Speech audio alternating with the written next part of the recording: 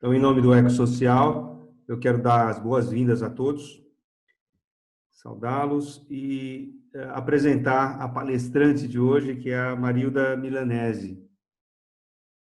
A Marilda é farmacêutica, bioquímica pela USP, aconselhadora biográfica e docente na Escola Livre de Estudos Biográficos em São Paulo e na Escola de Minas Gerais também.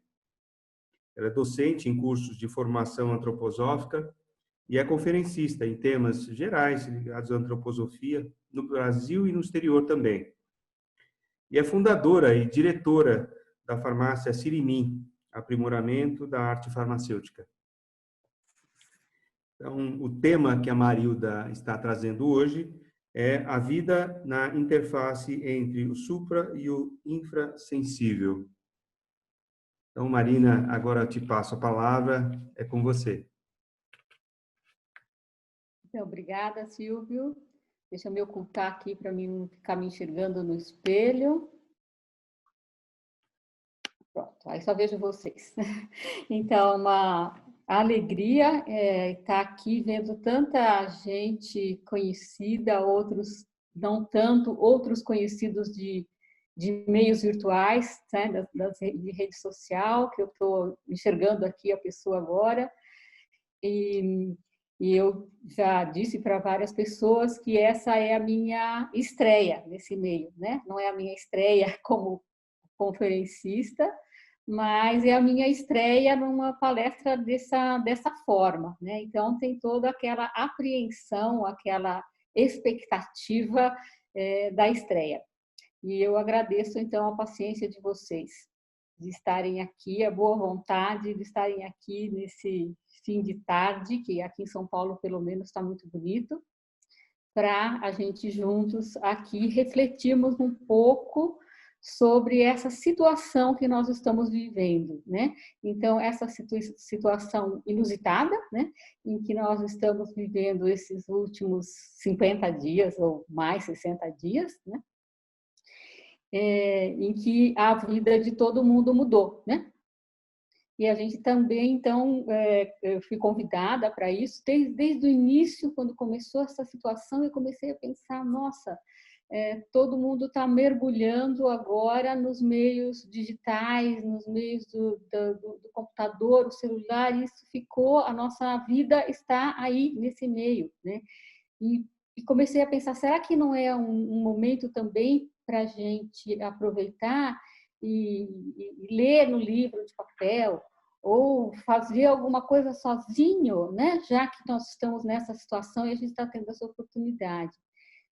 E aí eu comecei a receber alguns convites para um tipo de participação como essa que nós estamos agora, e quando o Leandro me ligou para fazer o convite, eu estava justamente, começamos a conversar de outras coisas e da situação, e eu justamente coloquei para ele as reservas que eu estava tendo, de todo mundo agora cai, né, nesse meio, né, nesse meio virtual, nesse meio das ondas eletromagnéticas, né?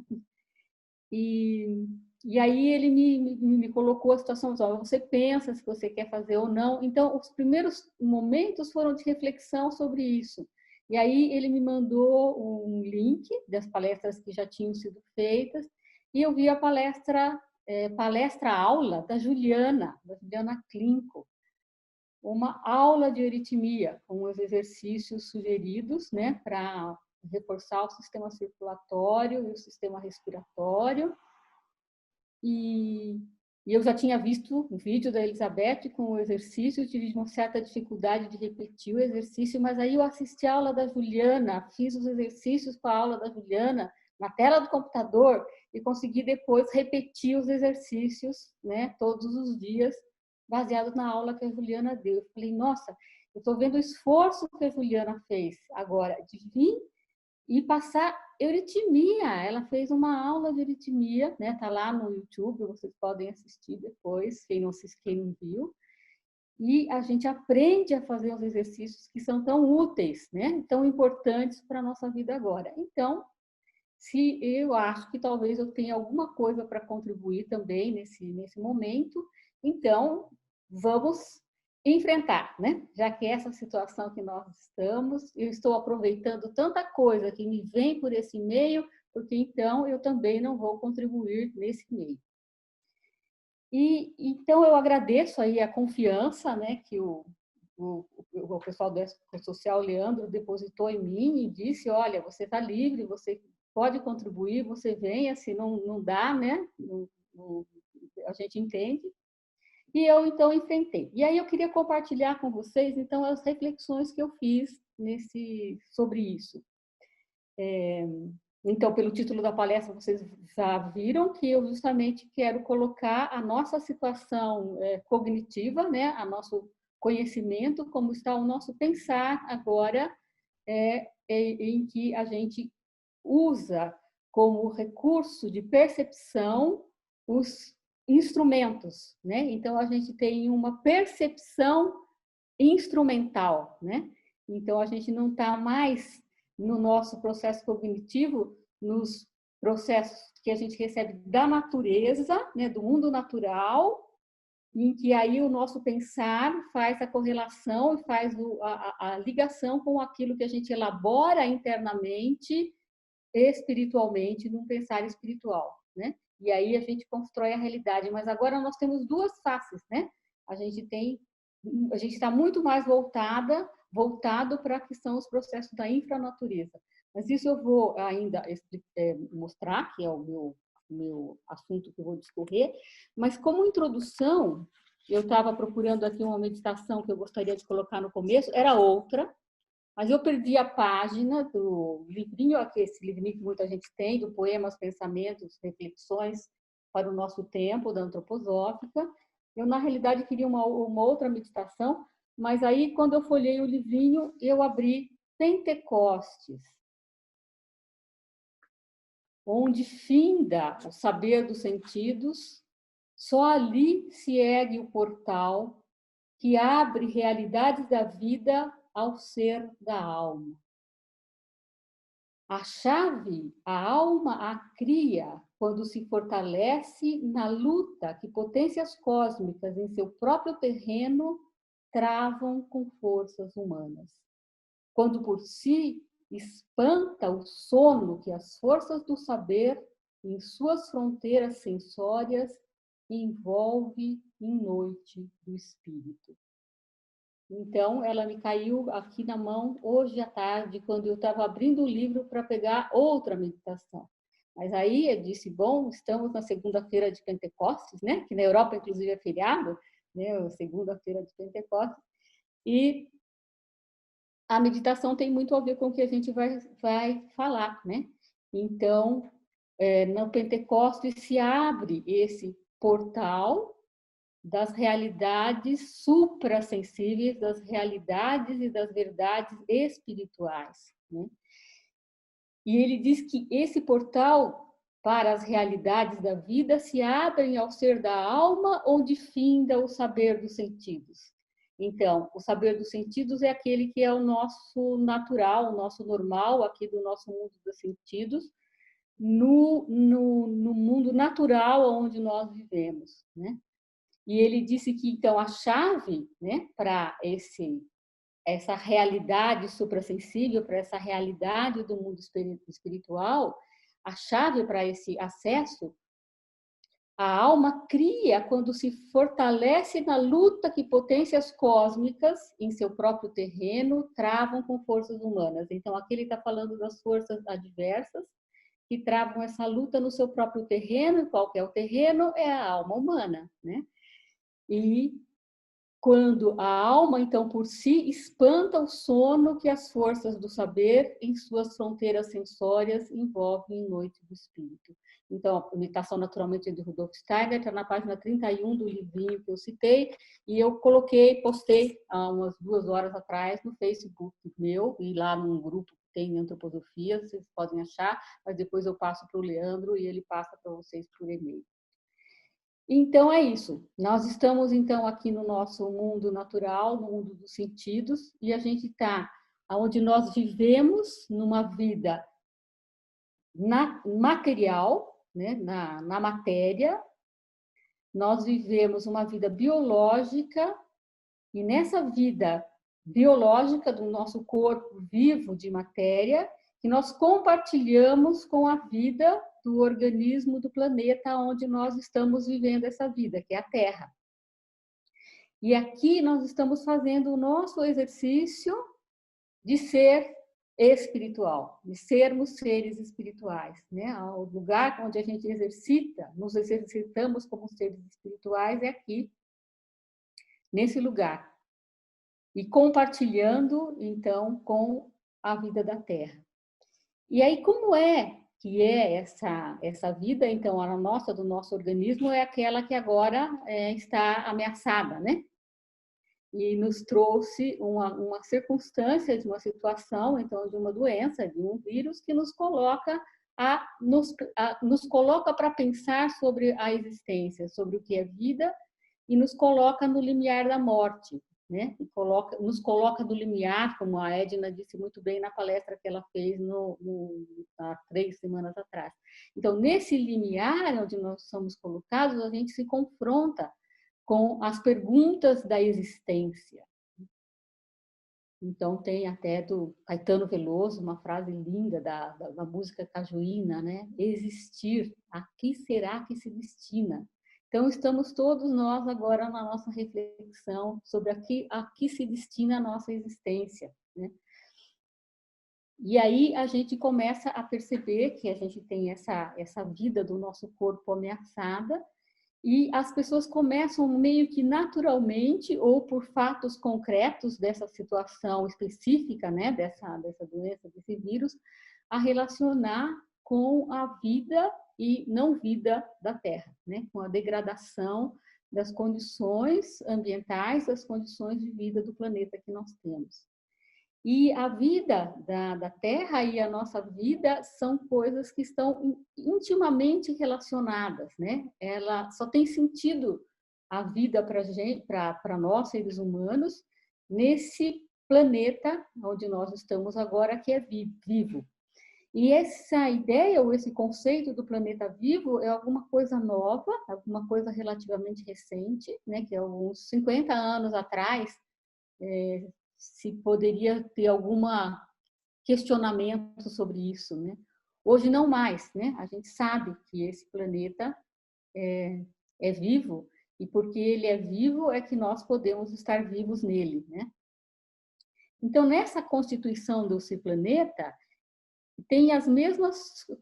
ele tem a mesma constituição, né, dos elementos que constituem a nossa configuração, a nossa constituição corpórea.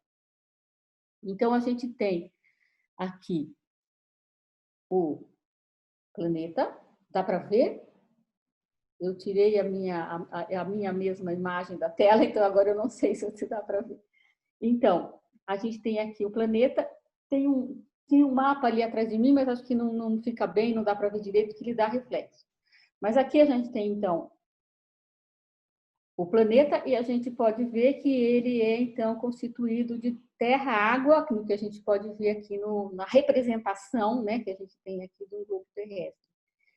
E aí a gente pode ver que é muito mais água do que terra, né, proporcionalmente. Então, a gente vai ter mares e continentes.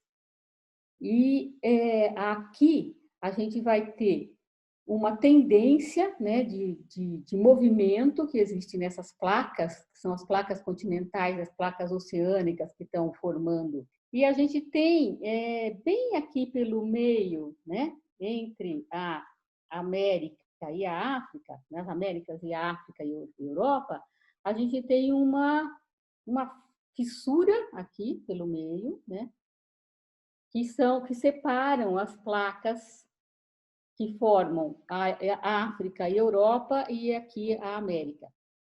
E isso aqui tem uma expansão, então a gente tem uma rede de vulcões ali embaixo, que está sempre formando placa oceânica nova aqui no meio, né? E aqui sempre está tendo placas que vai formando crosta da Terra nova que vai se formando.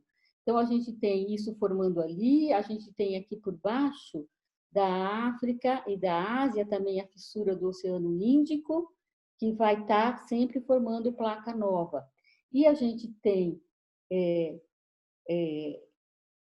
uma expansão da ordem de 4 centímetros por ano da separação entre essas placas aqui, mas isso não significa, então, que o planeta, o total, esteja se expandindo, né? Isso não está acontecendo, porque aqui toda a costa da América do Norte, aqui da América do Sul, né? A gente tem a área de subdução de placa, onde as placas que estão se formando lá estão desaparecendo aqui, né?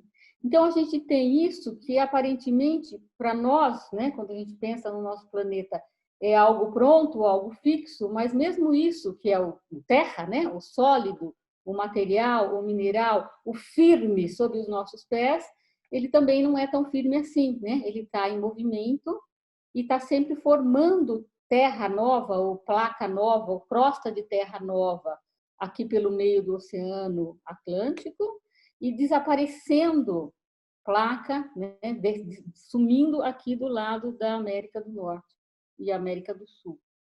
E essa situação, né, traz esses movimentos. Então, aqui é onde você tem subdução de placa, então você tem os vulcões, a gente acha que do Chile que está aí vendo, né? Então, o Chile é muito comum, né, ter terremotos, né, e vulcões. Aqui você tem nos Andes todos, que é uma cadeia de uma série de vulcões ativos, né?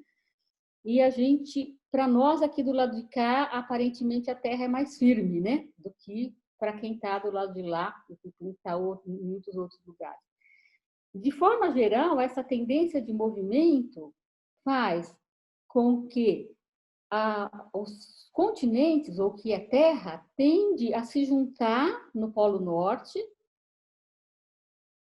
e a se separar. No todo o hemisfério norte, essa Terra tende a se juntar e ela quase vai se emendando toda aqui na área norte, e ela se separa aqui no hemisfério sul. De forma que nós temos no Polo Norte um mar, que é o mar glacial ártico, em que ele é um mar rodeado de terra por todos os lados. É um mar praticamente fechado, né? Tem as aberturas aqui da Groenlândia, né? Poucas aberturas, mas ele tende a ser fechado. E ele congela, né? Congela totalmente, deveria congelar totalmente no inverno, não congela totalmente mais, mas ele é um mar que congela e degela, e ele está totalmente rodeado de terra. E aqui no sul, a gente tem um continente, que é o continente antártico, e ele está rodeado de água por todos os lados, que são os mares, né? Atlântico, Pacífico, Índico, né? Ele está fechando aqui, né, o continente, que é um continente gelado, né? Então, aparentemente, como é gelo, e o gelo é sólido, o gelo é matéria, né? Faz parte do que é terra, né? A gente às vezes confunde, mas aqui é água, mar rodeado de terra, e aqui embaixo é água rodeada, terra, é continente, né, o Antártico, rodeado de água por todos os lados. E essa água aqui está em movimento, né, pelas correntes, e a gente tem correntes, então, aqui extremamente fortes, né, que circulam aqui. Então, a gente tem da Austrália, né, para cá, essa corrente, que é a corrente glacial antártica, que se movimenta aqui. E a gente tem o movimento de rotação da Terra e o movimento, então, de Coriólise, que é aquele movimento que uma grande massa de água faz quando ela está sobre uma superfície, e ela tende, né, a esse movimento. A Terra está em movimento, a água está em movimento. Então, aqui você tem um movimento de rotor, né? Aquele movimento que é feito quando a gente tem um tanque de água, ou a banheira d'água, e você abre o ralo, e aquilo então entra num movimento fabuloso, né?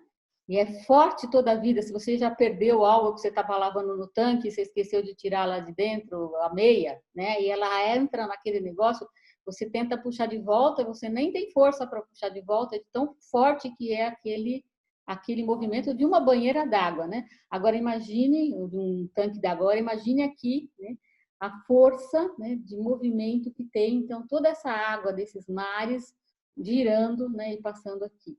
Então, a gente tem aqui no sul da América do Sul, né, e aqui a Península Antártica, a gente vai ter essa força de água passando aqui nessa parte bem estreita, que é o Estreito de Drake, né? Então, toda a água agora se estreita para passar por aqui numa velocidade fabulosa, num fluxo enorme.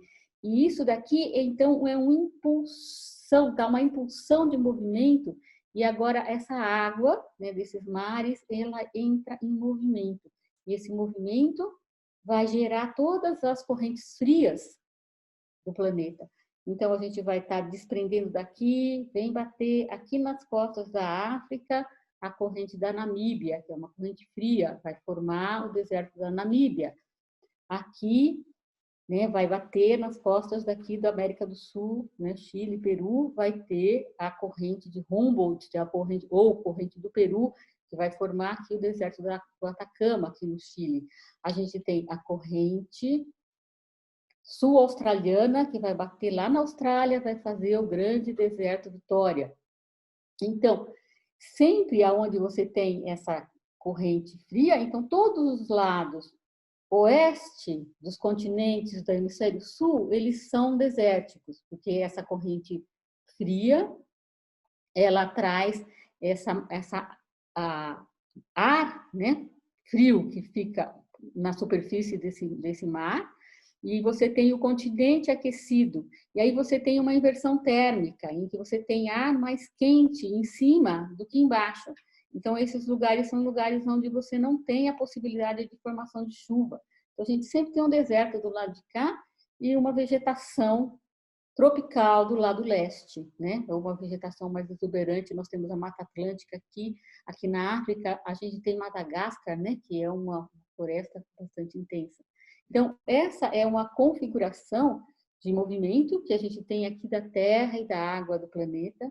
E aí, essa água vai vir até aqui, né? Aqui particularmente aqui do nosso lado, né? Essa água fria vai vir aqui no deserto da Namíbia, vai formar o deserto da Namíbia como corrente fria. Aí ela vai se aquecer aqui, porque aqui, então, ela vai chegando em áreas mais altas, onde a gente tem a incidência da luz do sol, e esse, então, é o parceiro. Então, quando a gente fala de vida da Terra, a vida da Terra é uma vida do sistema Terra-Sol, né? Não dá para ter vida na Terra sem ter a vida do Sol, né? E aí do Sol, então, vem o calor, né? E a luz, e essa água aquecida aqui, ela vai retornar, né, para o lado de cá, vai bater aqui no Brasil como a corrente do Brasil, né? Aqui é a corrente sul equatorial, né, que vem de lá, ela bate aqui como corrente do Brasil, ela vai descer como corrente quente. Então, nós temos toda essa costa do Brasil lá, desde o Nordeste até chegar aqui na altura do Sudeste, de Cabo Frio mais ou menos, a gente tem a costa do Brasil com águas quentes no mar.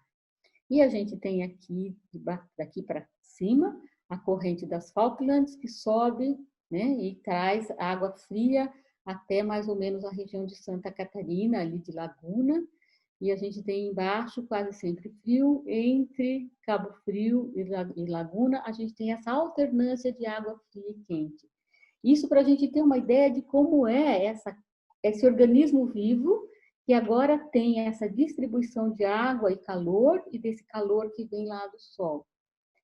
E a gente vai ter florestas tropicais aqui no meio, aqui na Amazônica, aqui no delta do Congo, na África, e as florestas da Malásia, e aqui as águas quentes do Pacífico, que são os impulsionadores de águas de calor e vapor de água que distribui o calor nessa atmosfera da Terra.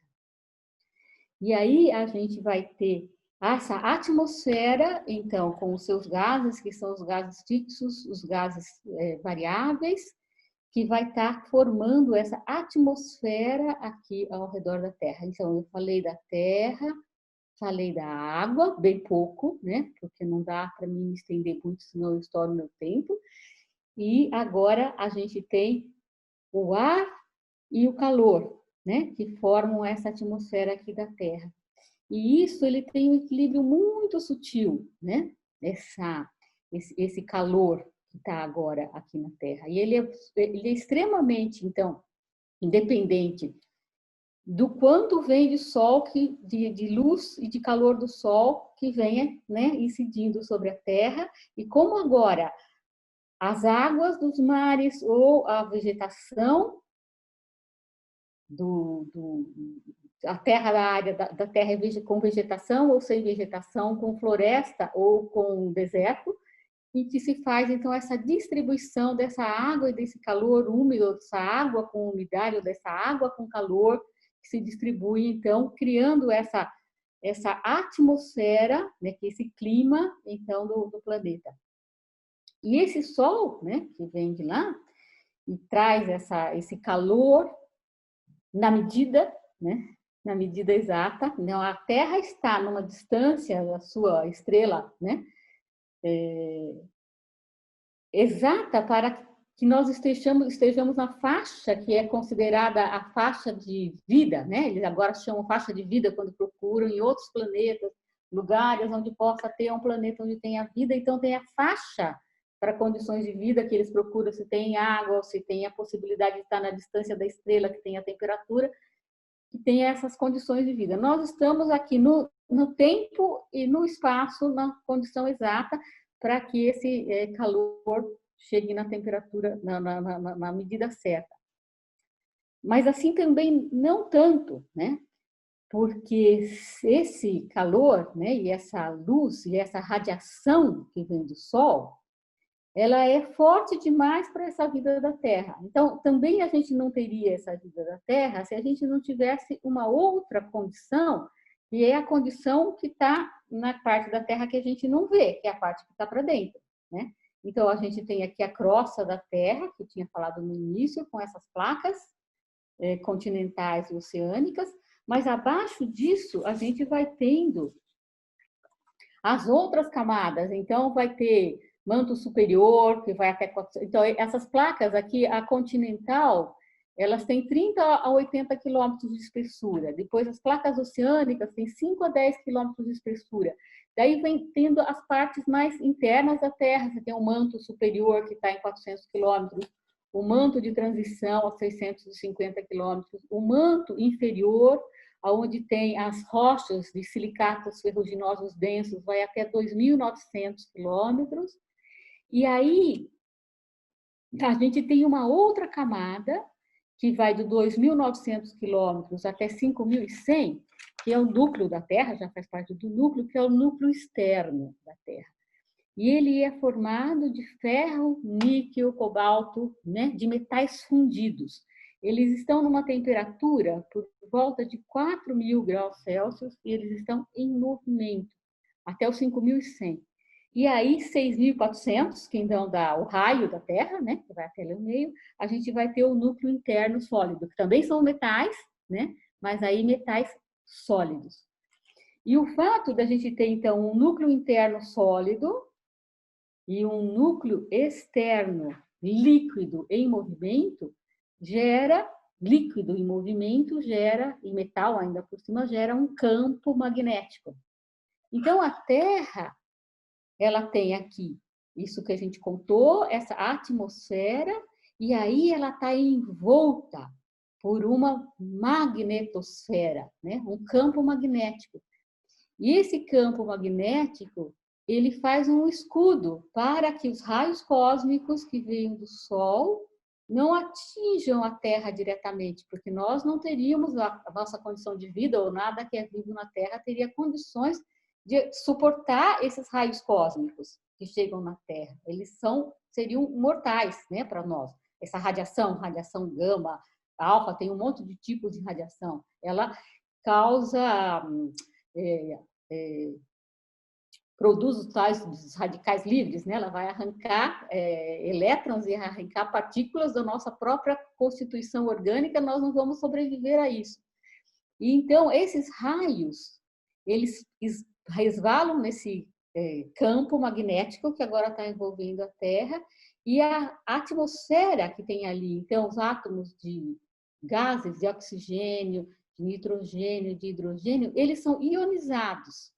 E eles formam a outra camada que a gente tem ali, que é a ionosfera, que é uma camada, então, que tem eletricidade, né? E essa magnetosfera, então, ela sai pelos polos magnéticos da Terra, e ela vai envolver a Terra como um todo e ela sai do polo sul magnético para o polo norte magnético, que não coincide com o geográfico, né?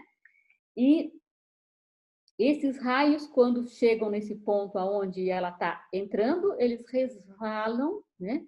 E aí você tem as auroras, as famosas e lindas auroras boreais, né? Ou aurora austral aqui no sul, né? As auroras polares, em que são esses íons de oxigênio ou de hidrogênio que estão, então pode ser verde, pode ser vermelha, ou pode ser misturadas as duas cores, que são esses íons que estão agora, essa atmosfera ionizada. Mas o que tem, então? Essa camada que a gente tem lá fora, né? Essa magnetosfera e ionosfera, ela está protegendo para que a gente aqui não seja cozido, né? Por essa radiação. E ela proporciona que a gente tenha a nosso lugar onde a gente vai fazer justamente as nossas comunicações, né? A gente faz tudo que a gente está fazendo agora aqui, né? Que eu estou falando aqui sentada na sala da minha casa e vocês estão sentados na sala ou no escritório, onde vocês estiverem, me vendo, porque a gente tem a possibilidade agora dessas ondas eletromagnéticas circularem através, né, desse sistema e pode chegar até ao Silvio, que está lá na Itália, né?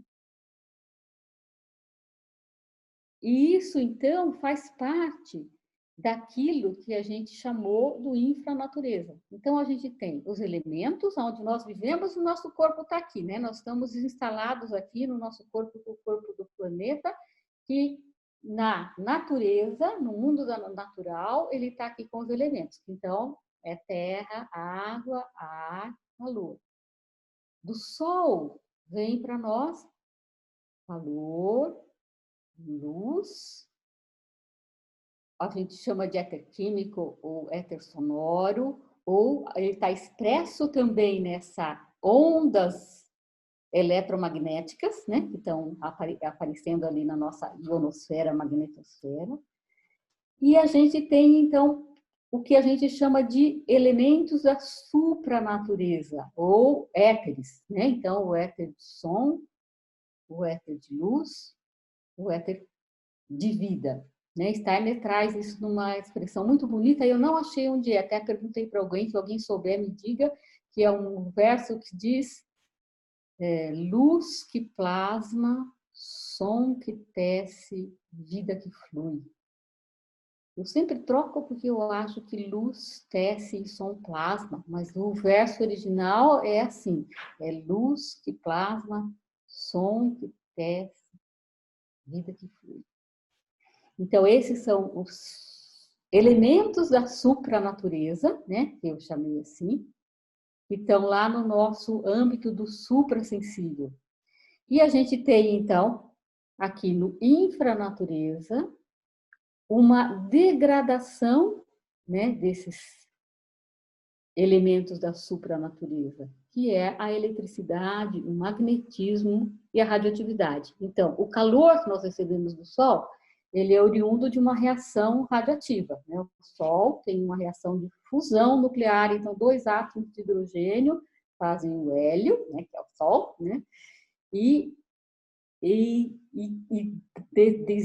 soltam, né, essa energia absurdamente grande, né, que é esse luz, esse calor, essa radiação toda que vem para nós como elementos etéricos, como elementos cósmicos, como forças cósmicas que vêm para a nossa vida.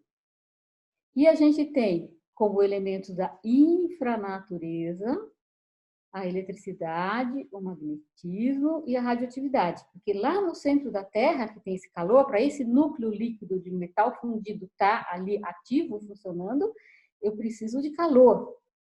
E esse calor vem do núcleo da Terra, que são metais ou elementos pesados, aí então urânio, plutônio, tório, esses bem pesados, e eles estão em decaimento nuclear. Então, eles estão em fissão nuclear, eles estão decaindo, né? Como umas bombinhas atômicas, eles estão decaindo e soltando, então, radiação e calor, e calor, e calor, que mantém essa possibilidade da gente ter líquido em movimento. Então, são os nossos pares desses elementos. Então, nós temos o calor como central. O calor é o que unifica, é que ele é o que une. Ele é o que começou, né? O processo de desenvolvimento, é onde a existência do ser humano como ser espiritual se inicia e é onde ela se sustenta e ela se mantém, é onde vive a nossa integralidade, a nossa individualidade, o nosso eu, né? Inclusive no organismo físico vivo, ele vive no calor do corpo, e o calor então está no meiozinho, ele faz a ponte, né? Ele une os dois. E aí a gente tem o ar no mundo do natural, e no mundo do supranatureza nós temos a luz. E no mundo da infranatureza nós temos a eletricidade. Nós temos a água. No mundo da supranatureza, nós temos o éter químico, o éter de som, o éter que configura, que plasma, o que tece. E a gente tem no mundo da infranatureza o magnetismo. E a gente tem o éter de vida, né? Que aqui configura, unifica, mantém, né, essa vida. E a gente tem vindo, né? Esse éter de vida, essa força da vida que vem do cósmico, que vem do Sol. A gente tem aqui o elemento terra, onde a gente está aqui se sustentando, se mantendo, né, nessa vida na matéria. E a gente tem como infranatureza a radioatividade. E nós agora estamos aqui nesse meio, e é nesse meio onde a gente vive a nossa vida cognitiva, aonde através dos nossos órgãos dos sentidos nós percebemos esse mundo, né? E a gente forma as nossas ideias, os nossos conceitos, a nossa percepção de vida, de realidade. E Steiner, ele traz essa formulação na teoria do conhecimento, ele diz o que nós temos como realidade é formado, então, nessa interface entre o que eu percebo dos sentidos e aquilo que eu penso e que percebo como ideias ou conceitos, imagens, aquilo que eu trago do espiritual. Então, a realidade ou a verdade que eu construo no mundo é aquela em que, do mundo da natureza, das minhas percepções sensoriais dos meus órgãos dos sentidos, eu junto com aquilo que o meu pensar, agora espiritual, né? O meu pensar abrange do mundo e daquilo que é a essência, é a realidade, e eu construo isso aqui nesse mundo, e daqui eu tenho o que eu chamo de verdade, ou o que eu chamo de realidade. E aí, o que eu penso, né? Claro, mas cada um pensa o que quer, né? Mas o que eu penso, não existe o que Steiner diz, e aí é a tese de doutorado dele. Isso que eu chamo de verdade, ou de realidade, né? Ele chama com as suas duas formulações, não é absoluto. Aquilo é resultado da criação, é aquilo que eu crio, então, agora no meu mundo interno, né? No meu mundo, no meu espiritual interno de cada um, eu construo aquilo que é a realidade. Então, a gente vai construir a nossa realidade, mas a gente vai agir no mundo de acordo com aquilo que a gente está percebendo como verdade. E então, a gente tem agora a questão que eu trouxe, um outro ponto que o Steiner não traz, ele fala disso, do mundo natural e do mundo espiritual. Mas agora eu coloquei ali, que foi o título do tema que eu coloquei para vocês, que a gente tem uma outra interface, que é a do mundo da subnatureza, né? Porque nós estamos na época do Steiner, naturalmente não, eles tinham eletricidade, né? E estavam começando com o rádio, né? E Steiner fez uma palestra no rádio, né? Isso também me animou. Falei, Steiner fez uma palestra no rádio, então o nosso rádio de hoje está aqui, né? Então, a nossa percepção, ela não se limita, a nossa percepção sensorial, ela não é mais só do mundo da natureza, né? Como era no tempo do Steiner, né? Agora nós temos a nossa percepção com esses instrumentos, eu chamei de pensar instrumental, que através então da eletricidade, do magnetismo, acessa esse mundo da infranatureza também, né? E nessa situação que nós estamos agora, a gente então está aqui, né, construindo o que a gente chama de realidade ou de verdade, e a partir dessa realidade ou dessa verdade, a gente vai tomar as decisões então da nossa vontade, né? Isso a Edna disse na palestra dela que abriu esse ciclo, ela falou, citando Liverhood, né, que agora nós estamos no limiar, né? E nesse limiar se invertem aquela situação de imaginação, inspiração, intuição. E a intuição vem primeiro, a gente intui o que é necessário fazer, né? E ela diz, a gente faz isso de acordo com aquilo que é a nossa índole, aquilo que nós formamos, aquilo que nos formou, aquilo que nos está, aquilo que formou o nosso ser. E aí, esse nosso ser agora, ele está sendo formado por aquilo que a gente percebe. Então, do mundo da natureza, do mundo espiritual e do mundo da infranatureza. E a gente, na situação em que a gente se coloca nesse limiar, em que a vivência de morte, que nos conduz para o espiritual, porque a vivência de morte é a vivência espiritual inerente ao ser humano, né? Todo ser humano vivencia a morte como uma realidade espiritual, ou como uma verdade espiritual. E a gente, no momento em que é colocado nesse limiar, a gente é, ao mesmo tempo, colocado numa situação em que as próprias percepções do mundo natural, né, nos são limitadas, né, pelas condições de isolamento em que a gente vive, para uns mais, para outros menos, mas a gente é deslocado para essas percepções da infranatureza. Então, o que a gente faz, né? O que a gente transmite, o que a gente vai perceber nesse mundo da infranatureza, em que o meio é da infranatureza, mas agora o que nós transmitimos por esse meio, o que a gente leva de encontro de ser humano para ser humano nessa natureza, é aquilo que a gente pode fazer para superar o meio. E a gente, Steiner também diz, isso é nas cartas micaélicas, que no futuro o ser humano vai ser colocado cada vez mais nessas forças materializantes, nessas forças que puxam para a matéria e que tendem a procurar com que ele se afaste desse mundo espiritual que está lá na meditação, né? Onde forças espirituais cósmicas lutam no seu próprio campo, então na nossa própria alma, e isso tende a nos afastar desse mundo espiritual. E o que a gente tem que fazer é, a cada passo que a gente dá para baixo, a gente tem que dar outro para cima, né?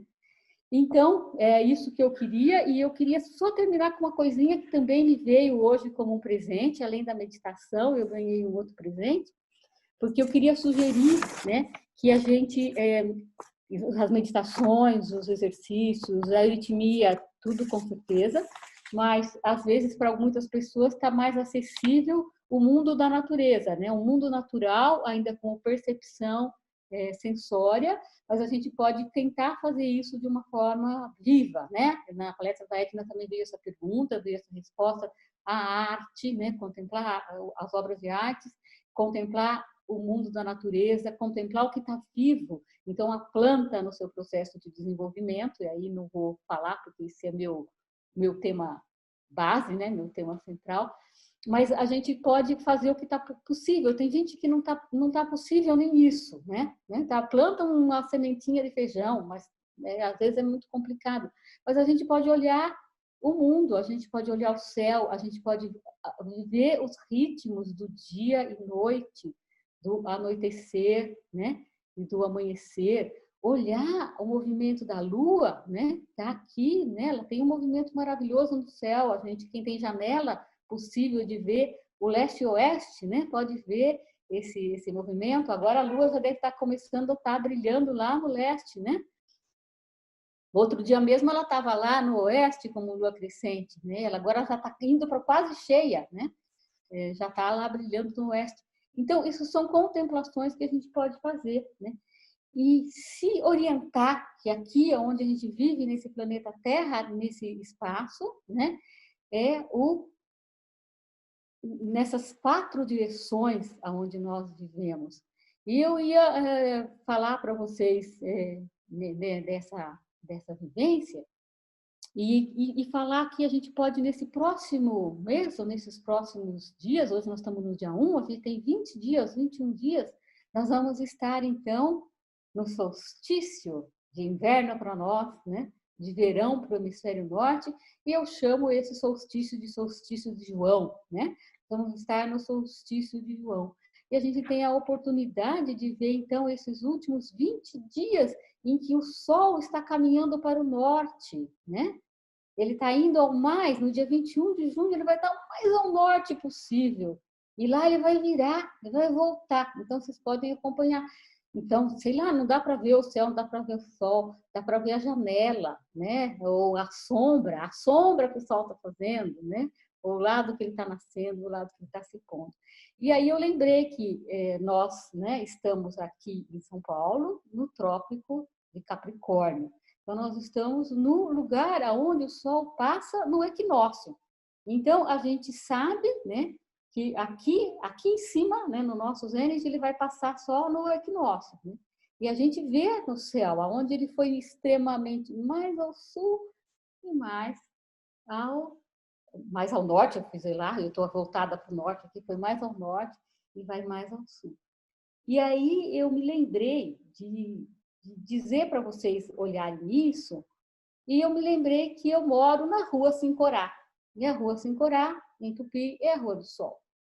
E a trajetória, né, do Sol no equinócio passa bem aqui pelo meio, aqui bem atrás de mim, né? É onde ele passa no equinócio. E agora o Sol está indo à minha frente ao norte, o mais possível que ele vai na minha janela, né? Para lá. E no verão, então, ele vai mais ao sul, quando ele pega até a minha janela aqui de trás, a minha varanda, o meu terracinho que eu tenho aqui atrás. Né? Então, esse é um movimento que a gente pode acompanhar sem muitas dificuldades. E aí eu lembrei que tem uma cidade aqui perto de São Paulo que em Tupi chama o lugar onde o Sol faz a volta. Mas eu não me lembro mais, não sei se é Pindamonhangaba, eu achava que era Pindamonhangaba, mas Pindamonhangaba tem várias possibilidades de tradução, mas eu acho que uma dessas é essa. Porque aí eu fui procurar se eu achava isso, e eu achei em Tupi, né, o relógio solar, chama Cuaraci-Arangaba. E os índios, então, eles têm nessa mitologia, eu vou terminar, tá? Para vocês deixarem as perguntas, mas eu acho que isso aqui é bonito de falar para terminar. O Sol, para Sol, eles têm 2 nomes. Eles têm o Coaraci, que não tem, na realidade, um nome para Sol, né? O Sol é a mãe do dia. Si é mãe, Coara é o dia. Então, o Sol é a mãe do dia. E esse nome, Coaraci, ou Sincorá, que é o nome da minha rua, é o Sol físico, é o Sol do cotidiano, é o Sol de todo dia, é o nosso Sol de todo dia. Mas eles têm um nome para o Sol espiritual. E esse é Nhamandu. Nhamandu é o Sol espiritual.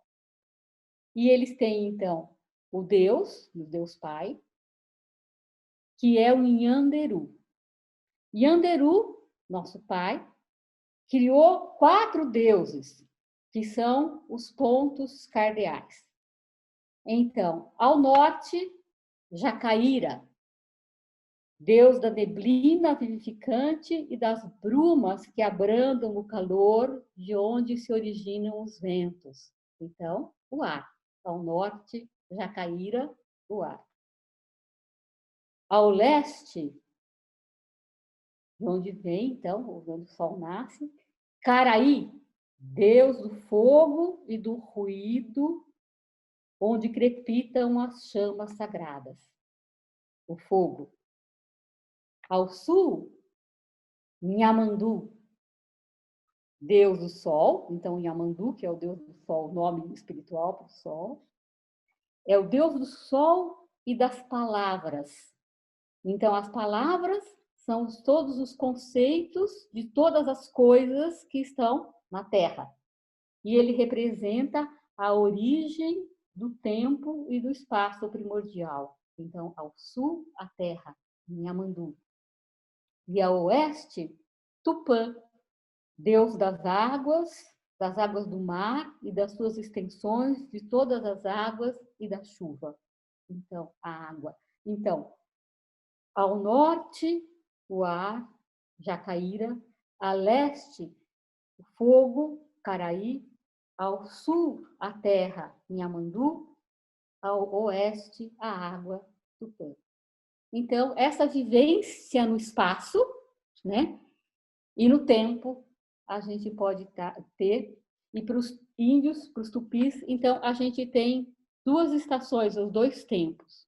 O tempo novo e o tempo velho. Tempo é Ara, e a gente tem Arapiau, que é o tempo novo, que é a primavera-verão.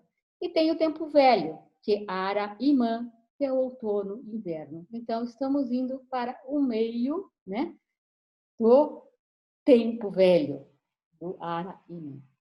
Então, essa vivência de tempo é que eu gostaria de sugerir para que a gente possa ir desenvolvendo esse nosso pensar vivo. E eu passei um pouquinho do que eu queria terminar uns 5 minutos antes para dar tempo para as perguntas. Eu avancei.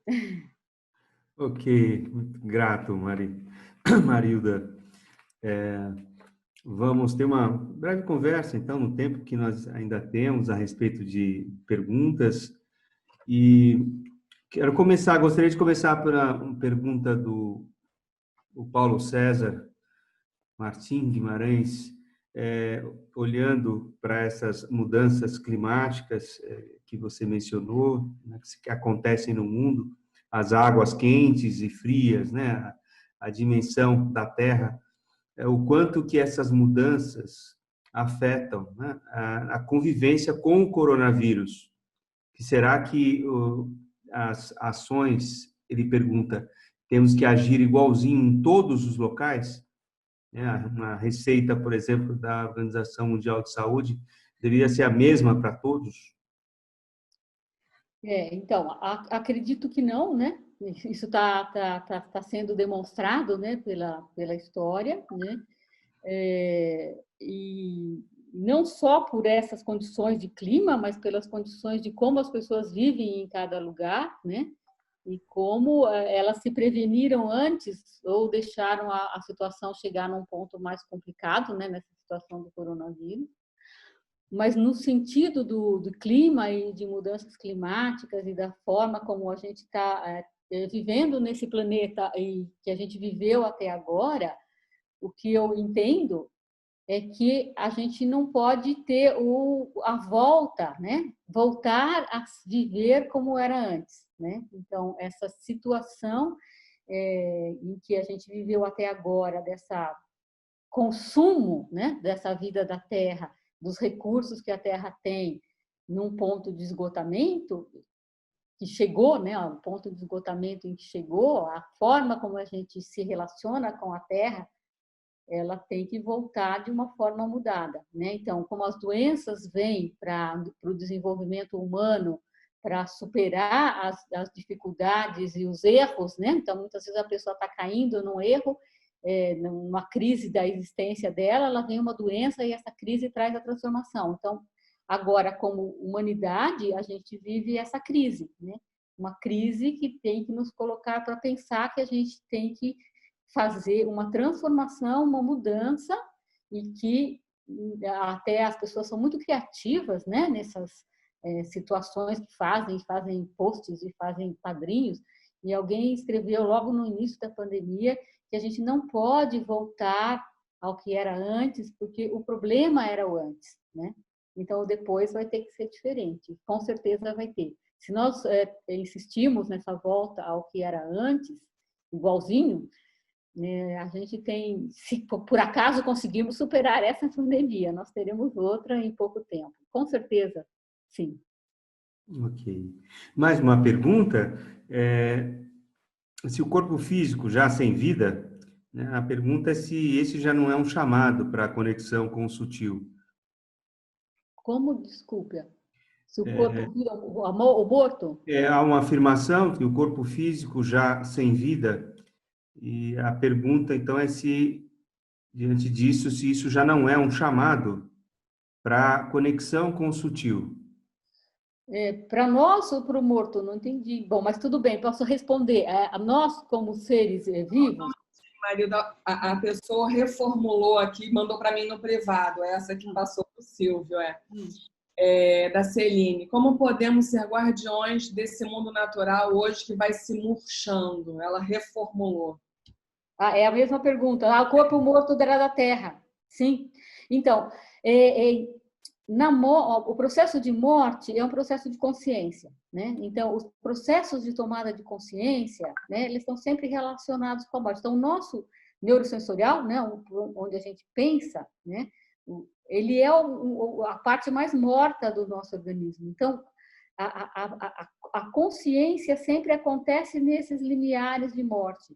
Então, na morte de uma pessoa, ela se coloca, então, ela morrendo no físico, na matéria física, ela vive para o espírito.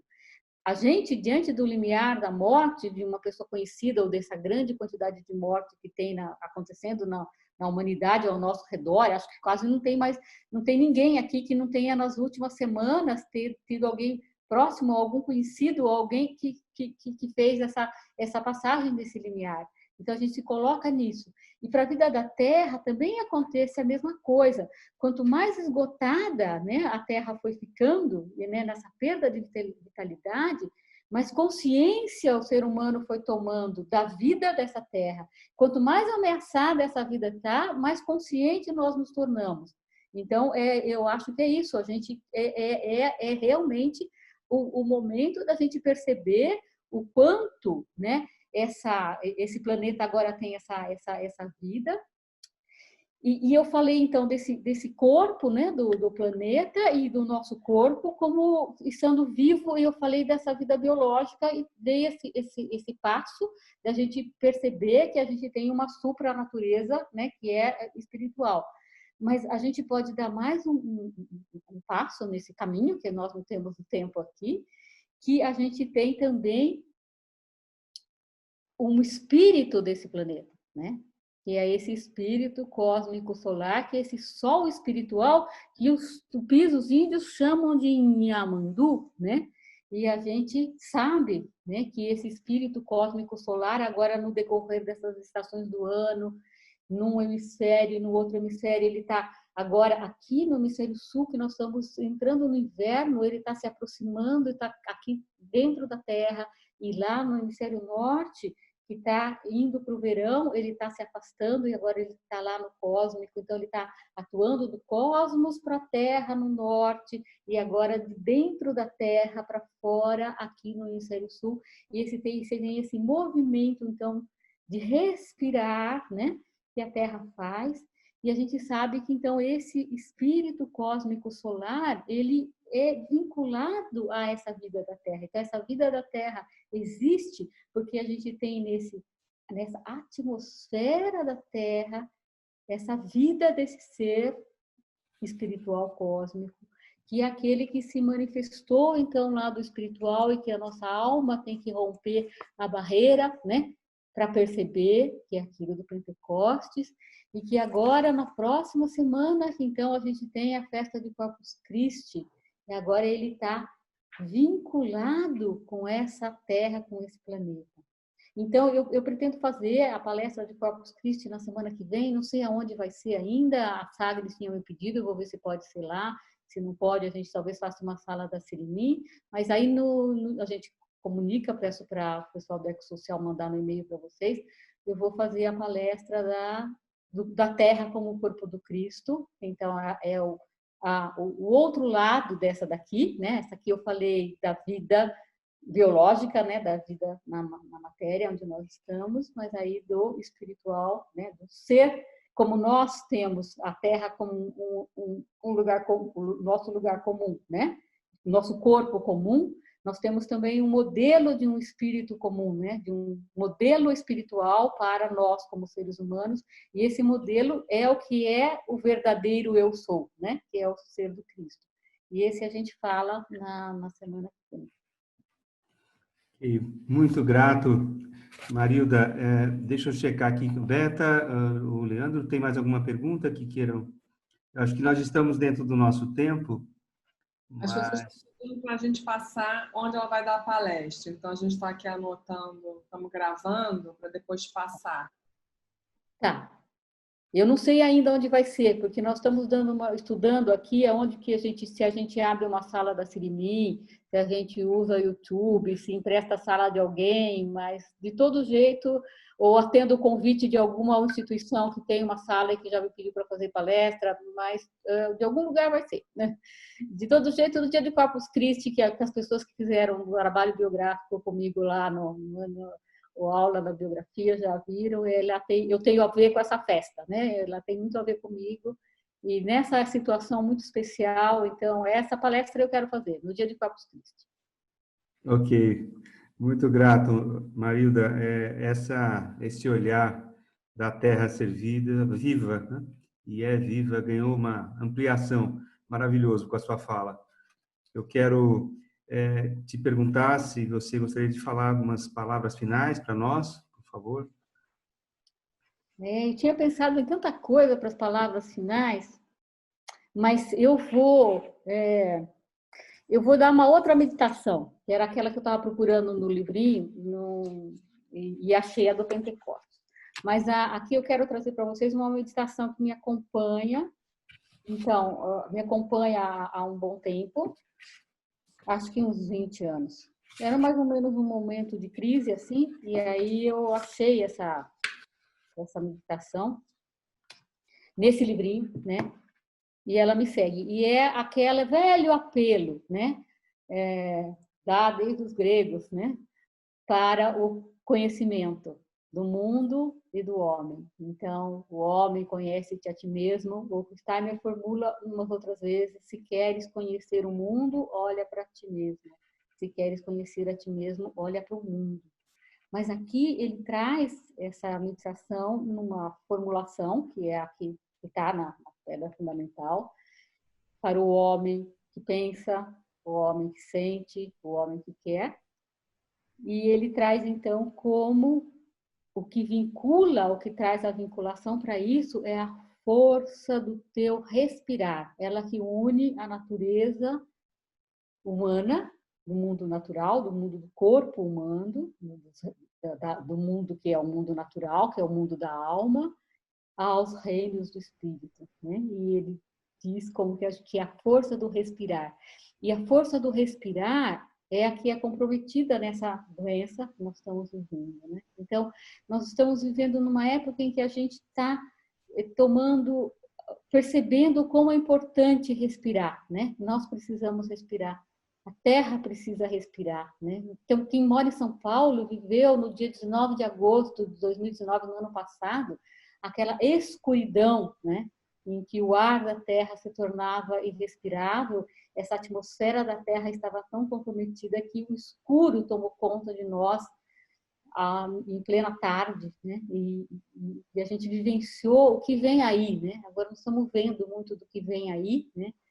Em relação àquilo que nós estamos fazendo com a Terra. Então, a Terra não respira, né? Nós não respiramos, e a gente viveu tragicamente, né, nesses dias, essas imagens horrorosas de um ser humano sendo impedido de respirar e sendo morto, né? por um pé no pescoço e um joelho nas costas que impede a pessoa de respirar. E eu tive uma vivência à noite, depois de ver essa imagem, falei, não quero ver isso, mas eu vi. E aí eu fiquei pensando, isso é como está a Terra, né? De certa forma, como nós estamos explorando ou tratando a Terra, estamos com o joelho no pescoço e o outro joelho nas costas, né? E as pessoas estão gritando, né? Tem gente que está gritando assim, não dá, assim ela morre, né? Mas a gente, até agora, estava com o pé. Agora, com essa pandemia, talvez tenhamos tirado um pouquinho o joelho do pescoço. Mas das costas, acho que não aliviou ainda muito, não. Então, acho que é uma imagem que a gente tem que pensar. E aí, sobre a força do teu respirar, é a meditação que eu quero deixar para encerrar. Tu mesmo, homem cognitivo, emotivo, volitivo, és o enigma do mundo. O que ele oculta em ti se revela, torna-se luz em teu espírito, calor em tua alma e a força de teu respirar. Ela une a natureza de teu corpo a mundos da alma, a reinos do espírito. Ela te conduz à matéria para que te encontres humanamente. Ela te conduz ao espírito para que não te percas espiritualmente. Então, é com isso que eu queria encerrar. E essa meditação eu posto e mando também para o Leandro mandar para vocês no e-mail. Muito obrigado, Marilda. Olha, são várias mensagens aqui de agradecimento, e todos querendo saber da palestra que você mencionou. Então, mas nós temos que encerrar por aqui.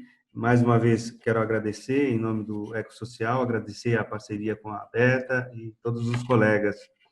E algumas pessoas já registraram aqui o seu e-mail com a vontade de receber, então, o link. Podem fazê-lo, porque nós enviaremos o link. Esta de hoje, essa palestra de hoje, a gravação até sexta-feira vai estar disponível no YouTube do Ecossocial. Basta digitar Ecossocial na busca do YouTube que aparecem os vídeos disponíveis, tá? De todas as palestras que já foram realizadas.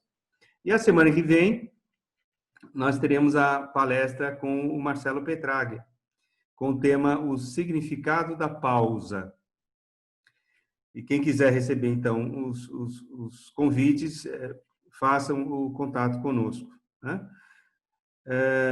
Quero deixar aqui um abraço a todos, mais uma vez agradecê-los pela participação de todos e desejar que todos tenham uma boa continuidade de semana, ok?